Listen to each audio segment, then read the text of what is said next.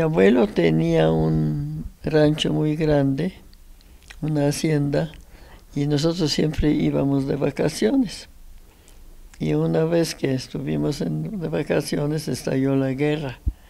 Entonces nosotros vivíamos en la ciudad, no vivíamos porque en el rancho no había ni las secundarias ni nada, ni siquiera había escuelas primarias ahí, así que nosotros vivíamos en otro lugar. Pero veníamos siempre con mi abuelo para las vacaciones, fines de semana, alguna cosa. Entonces ese era nuestro más entretenimiento, ¿no? Pero cuando de repente oímos que en la carretera a lo lejos pasaban los tanques y todo, nos espantamos, pero en la radio, en aquel entonces la radio estaba chiquitita y se juntaban todos del pueblo para venir a oír lo que pasaba, ¿no? Y entonces, no, pues que los rusos ocuparon la mitad de Polonia. Y entonces al poco tiempo llegaron y nos expropiaron. Nos quitaron los animales, nos quitaron todo, y de la casa nomás nos dejaron una cocina y un cuarto. Y todo lo demás ocupó el ejército. Entonces nosotros estábamos allá y no teníamos derecho de tener trabajadores ni nada. Mi abuelo ya era grande. Mi papá se fue con el ejército, huyó cuando venían los rusos a Letonia, todavía no llegaba.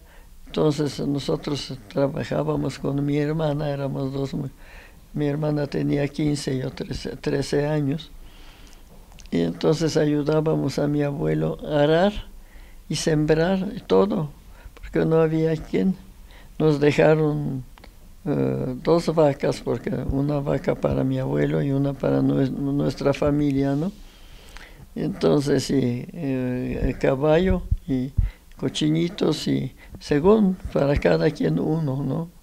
Un borrego, un cochino, una cosa así, y todo lo demás ya era del gobierno, ¿no? De la colectividad que formaron. Entonces, pues era una cosa muy desesperante, ¿no? Entonces mi hermana iba a arar, o yo la cambiaba, y ahí íbamos con caballo y con el arando para poder sembrar, para poder tener que comer, ¿no? Y de repente una vez estábamos arando, terminamos, y entonces mi abuelito se volteó y vimos todo el campo estaba verde, que comenzaba a nacer todo precioso, y dice, bueno, este va a ser el último pedazo que vamos a sembrar. Entonces mi abuelo agarró su canasta, la colgó, y él aventaba las semillas, y yo marcaba con pajita, porque él ya no veía bien a dónde quedaban las semillas. Y de repente vimos del bosque y alrededor del rancho, y venían los soldados con bayoneta puesta así contra nosotros. Entonces llegaron y preguntaron por mi papá, y mi papá ya había llegado. ¿De dónde ya sabían ellos de que llegaron? Ya había llegado, no sé. Nos metimos adentro y nos dijeron que teníamos 15 minutos para recoger nuestras cosas, para irnos. Bueno, en 15 minutos, ¿qué hace uno? A llorar, ¿no? Sin embargo, mi abuelito no perdió la cabeza y comenzó, porque a él dijeron que él no va a ir, porque los viejos no sirven para trabajar. Nomás a nosotros, con mi mamá, mi papá y nosotros 2. Y así fue. Entonces nos llevaron a un tren de carga, de esos colorados. Y en ese tren fuimos hasta Novosibirsk. Allá, cuando estábamos en el tren, mi abuelito organizó a sus ex trabajadores para que juntar en los costales ropa y que metieran, porque dieron un día antes de salir, dieron permiso a los familiares llevar cosas para ayudar, para que ropa, lo que quisieran. Entonces él juntó varios trabajadores y eso fue lo que nos salvó porque eran costales de ropa que podíamos después en Siberia cambiar porque lo menos por la harina para poder hacer atole de agua, porque no nos alcanzaría nunca si haríamos pan, porque se vendía ahí, pero pensábamos cuánto tiempo vamos a durar aquí. No nos pagaban nada.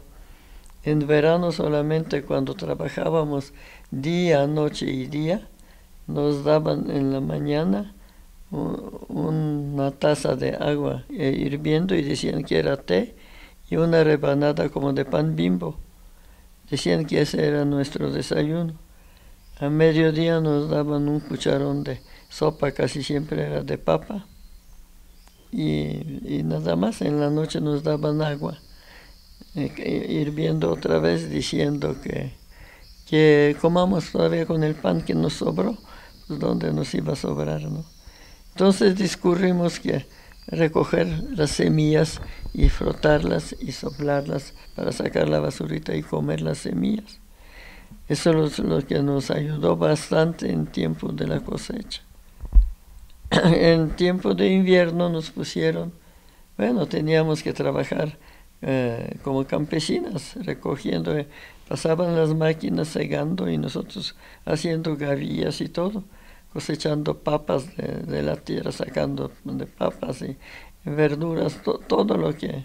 Pero todo lo cosechábamos, pero nosotros nunca lo veíamos lo que cosechamos porque no nos pagaban ni nos daban nada.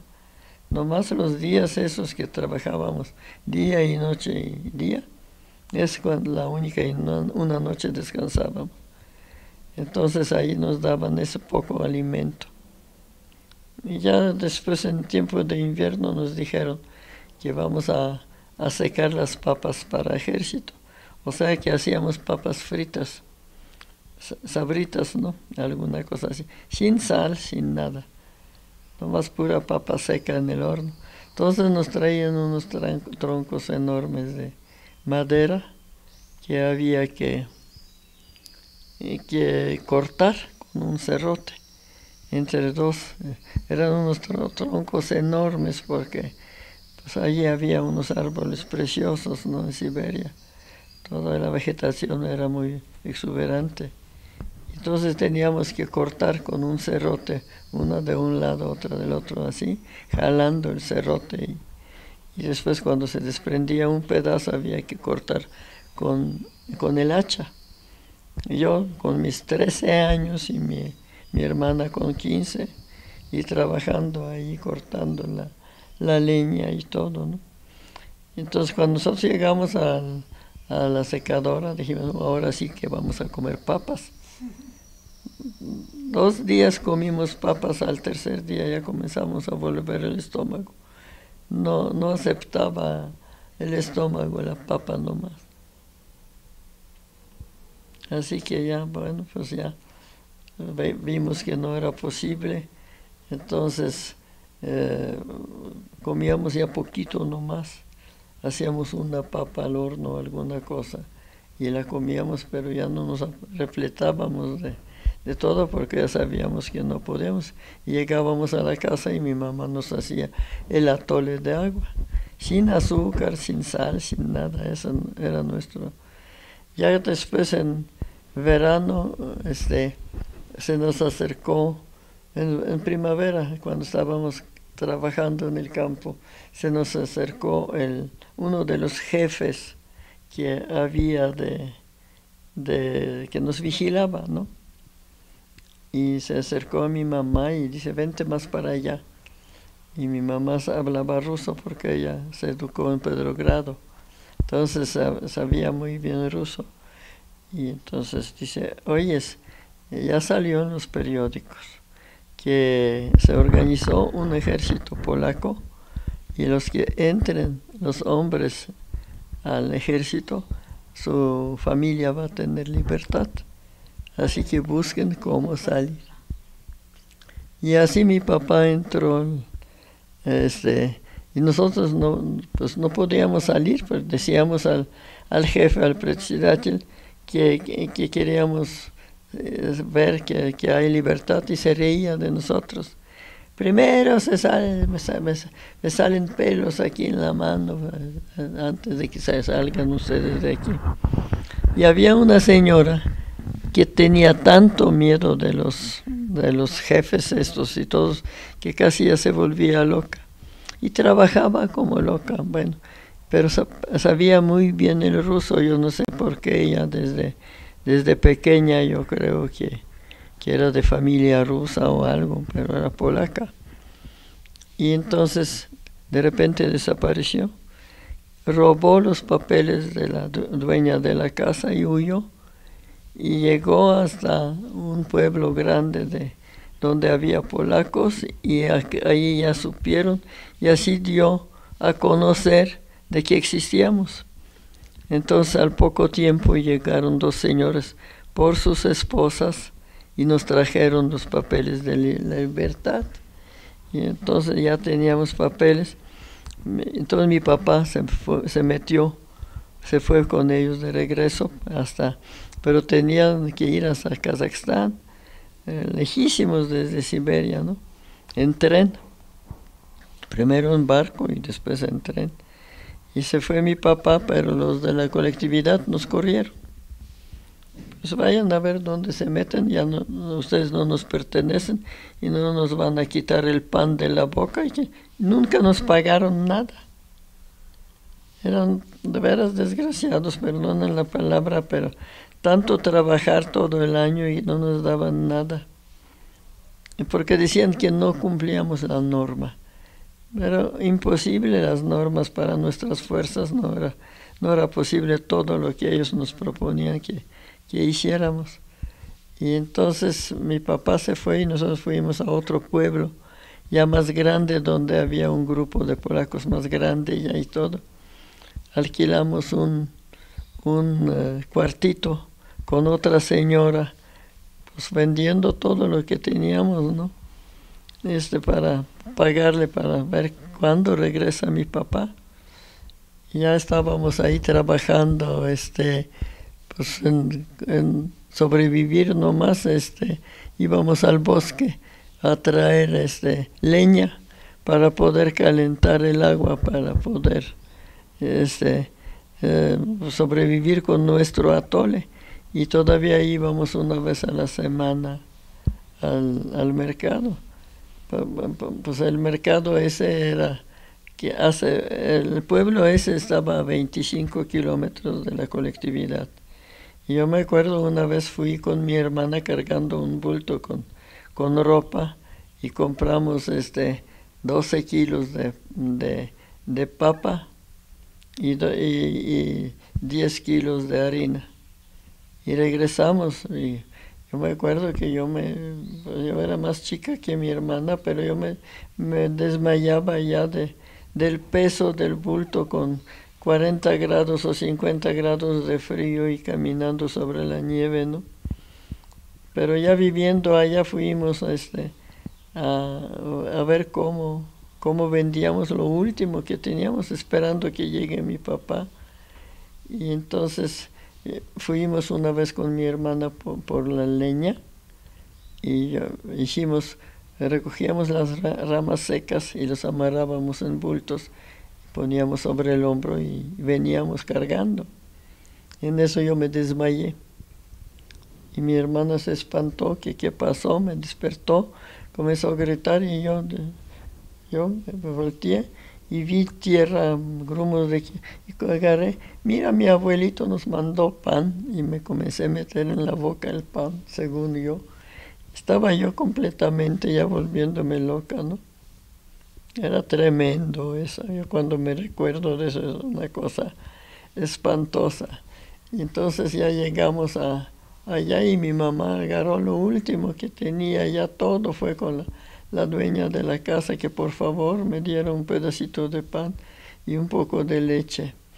Y entonces esta se compadeció, porque era de los viejos rusos que los desterraron también. Y a ella se le murió su hija de hambre. Entonces se compadeció y me comenzó a dar un pedacito de pan y un vasito de leche.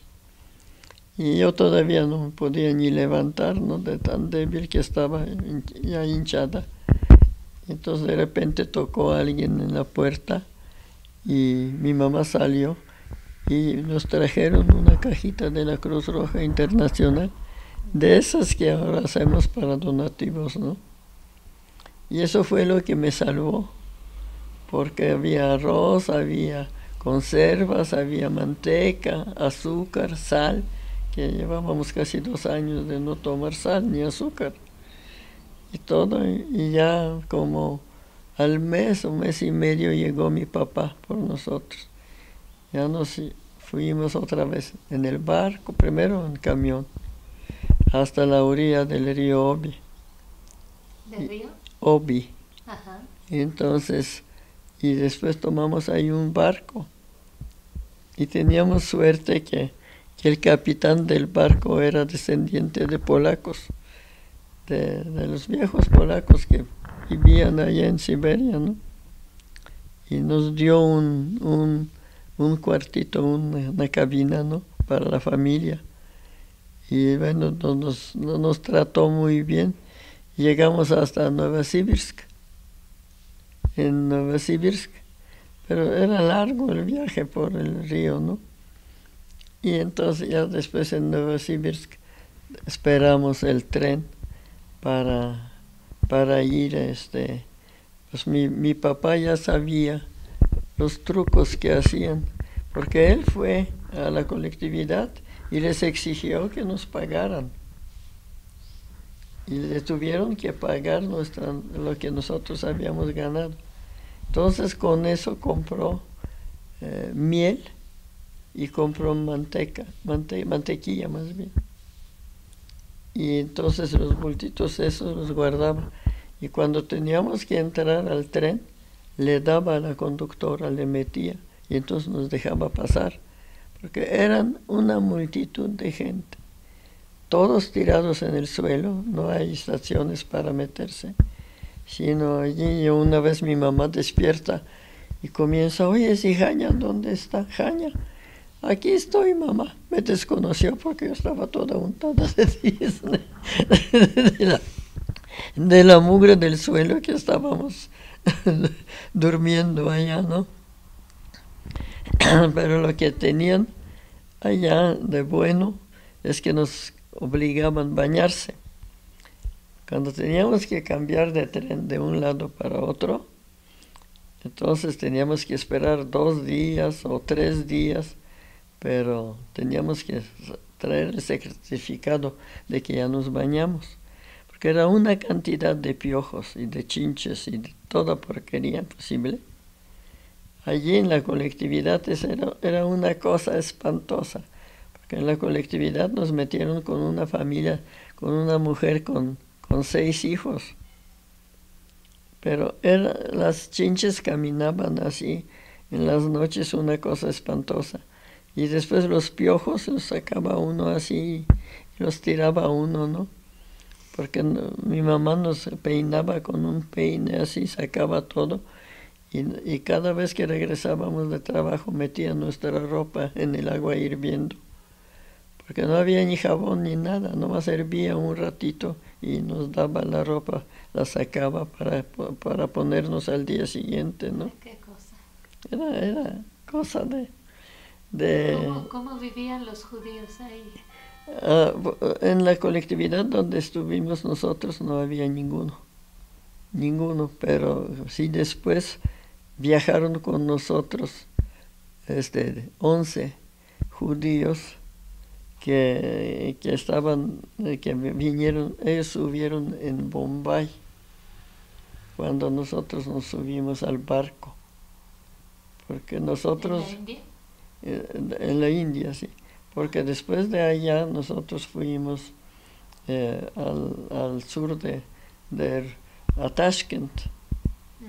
Y allí toma mi papá un un camión con 35 mujeres y hombres que íbamos en el camión militar. Nos dieron un camión militar para ir para Persia. Atravesamos Mechet, que era antigua capital de Persia. Ellos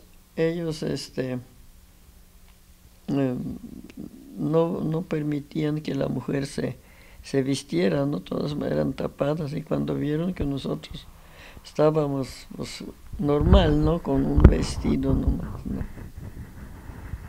Y entonces pues nos dijeron que nos escondían, y una vez que nos llevaron para enseñar Mechet, nos invitaron, eran 4 soldados, iban con sus carabinas, y nosotros 4 mujeres. Y entonces de repente entramos a un café, dijo, para que prueben un pastelito. Los soldados ahí ya conocían el movimiento, pero nos sentamos a tomar, y al ratito dice, mira, de reojo vean nomás la puerta. Y la puerta estaba abierta, y era cabeza encima de todo, mirando a nosotros. Dice, vámonos, ya no comemos pastel, vámonos. Y así con la bayoneta abriendo el camino, y salimos, huimos de ella, ¿no? No había manera de salir porque pues, tenían miedo que nos robaran, ¿no? Entonces ya cuando llegamos a Teherán, era un hangar, y ahí nos acomodaban nomás sobre un petate, sobre arena, ¿no? Entonces fueron a Irán. Sí, en Irán. Allí estuvimos bastante tiempo. Inmediatamente entramos a las escuelas, nos daban cursos intensivos. Después de allá nos pasaron a Ashgabat, a la India después, y allá después nos pasaron en la India, en Ahwas, que es un lugar caliente como no sé qué, pero nos dieron de casa un establo, ya limpiado y todo, pero eran muros, y no hizo. Pero ¿Y quién les dio? allí íbamos a la escuela en la mañana. Mi papá estaba en el ejército, nosotros con mi mamá. ¿El ejército ruso? Sí, allá nos daban clases. Entonces íbamos, a las 7 entrábamos, y a las 11 nos escondíamos ya. Era un calor, pero loco, espantoso. Y después a las 4 de la tarde hasta las 7 de la noche. Así estudiábamos, no teníamos libros ni nada, nomás cuadernos para anotar lo que decían los maestros. Ya después nos mandaron en Ahwas, después nos pasaron a otro lugar, bueno, estaba de plano en el desierto, como una ciudad de tiendas de campaña de ejército, rodeada de púas, y alrededor sopilotes, pero un montón de sopilotes, porque pues como hacían comida para nosotros, los restos que sobraban les aventaban ahí, y ellos se los comían. Entonces ahí estaban, pero nos dijeron que no guardáramos ni siquiera el agua, porque nos pusieron catres de ejército para dormir, pero que si veíamos una hiena, que no nos moviéramos porque nos va a atacar. ¿Y eso en qué desierto es? Sí, allá en Ahwas, en Ahwas. Y entonces ¿Irán? Sí, no, ya en la India, en Karachi. Ah, okay. En Karachi, cuando llegamos a Karachi. Y en Karachi allí ya nos tenían ese campamento. Y sí, era una cosa tremenda, porque dormía uno y de repente comenzaba jejejeje. Pasaban los animales por debajo buscando a ver qué encontraban. Y nosotros pues nos encogíamos nomás sin moverse, ¿no? Porque ya sabíamos si nos podían atacar. pero por más que tenían ejército allí, todo para vigilar a los animales, pues era muy difícil para protegernos, ¿no? Sí. Entonces después nos dijeron, eran tiendas de campaña, con mapa de Varsovia, teníamos calles marcadas y todo. Entonces nos dijeron de repente que dónde queríamos ir, a África o a México. Y es donde escogimos México, porque mi papá tenía un primo en Chicago. Y dijo, bueno, así llegamos a Chicago. Tenemos más protección de por lo menos una persona, porque en África, con los negritos que vamos a tener. Bueno, llegamos tomamos un barco. Primero un tren para llegar a Bombay. En Bombay es cuando se nos unieron los judíos. El grupo de 11 o 12 eran. Se hicieron muy amigos de nosotros, ellos, porque mi mamá siempre era muy platicadora y tenía, después suerte aquí en México, tenía muchas amigas también, de ellas, la señora Korska, la señora Rena Abush, diferentes señoras que se hicieron amigas con ella. Y entonces nosotros ahí en el barco pues andábamos nomás caminando y caminando y caminando. El viaje era primero hasta Bombay, llegamos en un barquito chico, City of London, y ya en el Bombay tomamos allí el barco ese grande, Hermitage, que después los japoneses lo mataron, los dos. ¿Lo hundieron? Sí, lo hundieron. Después de nosotros todavía trajeron otro grupo de polacos y cuando regresaban para traer otro grupo los mataron. A todos lo hundieron el barco. Y por eso ya después no trajeron más polacos. Y entonces llegamos primero a una escuela granja en León, Guanajuato. Cuando llegamos allá en tren, nos llevaron primero a Los Ángeles en el barco. Allá nos atendieron la colonia polaca, pero como reyes nos llenaron de ropa, de zapatos, de todo, ¿no? Y entonces ya surtidos de ropa porque casi no teníamos que vestirnos, ¿no? Y entonces nos dijeron, como nos querían mucho a mi hermana y a mí, si éramos muy activas y como hay mucha gente que no sabía nada de inglés y nosotros ya desde Teherán comenzamos a estudiar inglés también, entonces algo nos ayudaba eso siempre, ¿no? Y después en el barco practicando también, entonces podíamos, entonces nos llenaron de ropa muy bonita. Mírense primero, vean a ver qué escogen, ¿no? Nos decían y cuando en México. Sí. Allá en Los Ángeles. En Los Ángeles. Sí. Y ya después de 3 días nos dijeron que subiéramos al tren. Y subimos al tren y vimos que en las puertas estaba un soldado aquí, otro ahí del tren. Decíamos, bueno, ¿y por qué será eso? No nos entendíamos de qué. Y ya después de repente desaparecieron los soldados. Y vimos por la ventana que cambió el paisaje, porque en Los Ángeles todo verde, residencias preciosas y todo, y de repente otra vez cactus. Dijimos, híjole, nos traen otra vez a la India, ¿no? Espantados. Pero ya al llegar al estado de Guanajuato comenzó ya a cambiar el paisaje y vimos, bueno, ya hay verde por lo menos, ¿no?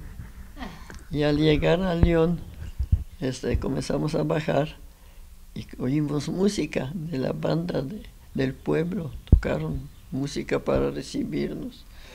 Bueno, fue una sorpresa. Y al bajar las señoras nos abrazaban y nos besaban, nos enseñaban el cielo como diciendo que Dios nos va a ayudar.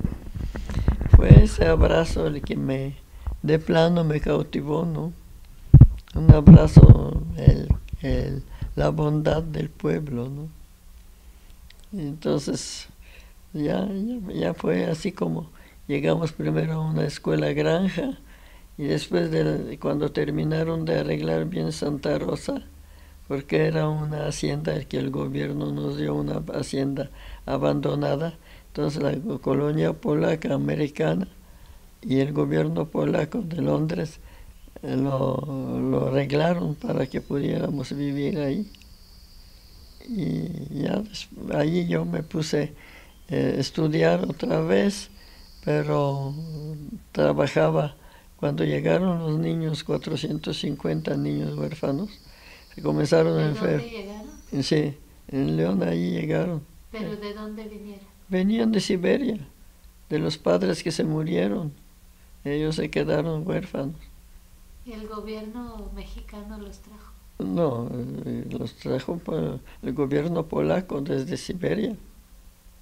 Los trajo desde Siberia y los que fueron muriendo sus papás por el camino en Teherán o en Persia, en la India, en lo que sea. Entonces los formaban con los huérfanos, los orfanatorios. ¿Y los recibieron aquí? Sí. Los recibieron aquí. Y entonces trajeron unas monjitas. Estas monjitas eran muy caritativas, muy cariñosas con los niños. Construyeron unos cuartos más. Y entonces me pidieron el doctor Hertz, que era muy simpático, el doctor, y la señora, y después hay otro también que eran boticarios ellos, eran israelitas y querían mucho a mis papás y me invitaron a que fuera yo a trabajar de enfermera para ayudar a poner gotas en los ojos o curitas cuando los niños me enseñaron. Había una sola enfermera señora que no se daba abasto, ¿no? Entonces ya me enseñaron y a otra muchacha, éramos dos jóvenes que trabajamos en eso. Pero después a mi hermana la invitaron que fuera a trabajar en la embajada polaca y se vino para México. Y después de unos meses me mandó dinero para que fuera yo a visitarla. Entonces es como yo llegué a México y yo quería quedarme con ella porque no me gustaba Santa Rosa, ¿no? Y entonces el cónsul polaco me dijo que por qué no iba yo a la Cruz Roja a estudiar mientras a ti te gusta medicina, llegas a Polonia y vas a seguir estudiando medicina. Mientras estudia enfermería, te das cuenta cómo atienden a los enfermos y todo. ¿Cuántos años tenías? Pues yo tenía como 16, 17 años. Me metí allá a la Cruz Roja. Bueno, fueron unas aventuras tremendas. No hablaba bien español. Y primera vez que nada me mandan para estar en la sala de emergencia. Y en la sala de emergencia trajeron un gordo barrigón amarrado a la camilla. Madre, quién sabe qué tanto decía. Yo decía, quién sabe quién. Y la monjita que estaba en la sala se fue a comer. Entonces ya muy tontita oía yo que decía madre. Y le decía yo, oiga, espere, al ratito viene la madrecita, ya verá, va a venir y entonces le dará lo que usted quiere. En eso llega uno de los practicantes o médicos ahí y se queda viendo y oye que yo hablo y le digo que la madrecita va a venir y aquel echándome las madres, ¿no? ¿Y ese grupo de polacos venían también judíos o no? Sí, eran los 11 que llegaron con nosotros. Después de un tiempo ya estando en Santa Rosa, poco a poco se fueron. La colonia judía los trajo para México. Casi todos se fueron de allá, les dieron trabajos aquí. La organización judía los protegió, ¿no? Sí. Bueno, la cajita que recibí en Siberia, esa fue la que estoy todavía pagando, ya son 45 años, casi 50. Todavía estoy pagándola. No la acabo de pagar. Todavía hay juntas, a veces voy y todo. De la Cruz Roja. Sí. Estaba yo pensando en que pues todo se sabe, pero no se sabe lo que pasó con los polacos y lo que han sufrido por tantas guerras que han tenido y que han estado en prisión 100 años para después poder ya resucitar, ¿no? Y comenzar la vida de Polonia de nuevo. Pero nadie sabe lo que fue este resurgimiento.